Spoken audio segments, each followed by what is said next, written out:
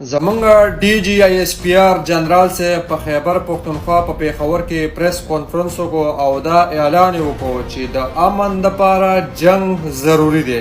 بل طرف ته عمران خان یې ټارګټ کو. عمران خان بار بار دا خبره کوي چې د امن دپاره جنگ ضروری نه دی، خبره ضروری ده، په خبره باندې امن راوستی کیږي. عمران خان ولې دا خبره کوي چې جنگ چې کوم دی هغه د امن دپاره ضروري نه دی؟ ولې چې په هغې کې دا ګولالي ماشومانان مري، زنانه مري، بوډاګان بوډیګانې، عام عوام مري. بل طرف ته جنرال صاحب وایي چې جنگ بدر شوی او پیغمبر صلی الله علیه وسلم جنگ ته تللی او د جنگ میدان ته کوشي او دا مثالونه ورکوي.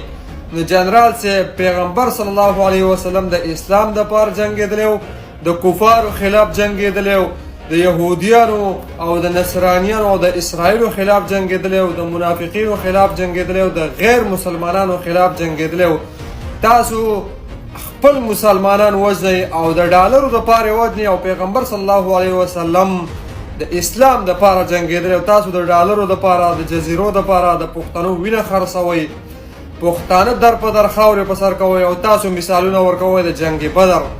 وایي جنگ بدر شوی او پیغمبر صلی الله علیه وسلم جنگ کړی نو هغه د اسلام دپاره یې کړی او تاسو یې د ډالرو دپاره کوئ، د ډالرو دپاره پښتانه ووژئ. او عمران خان وایي چې زما پښتانه مه وژنئ، دا زما پښتانه دي.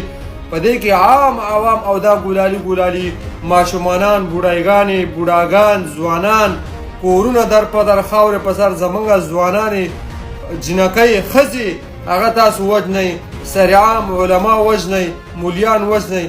نو تاسو جنگ بدر د اسلام دپاره شوی او تاسو د ډالرو دپاره خلک وژنئ. عمران خان د دې مخالفت کوي او تاسو عمران خان پسې یو لوی پریس کانفرنس جاري کړ چې دا د دهشتګردو سره خبرې کول غواړي او د دهشتګردو سره لینک دی.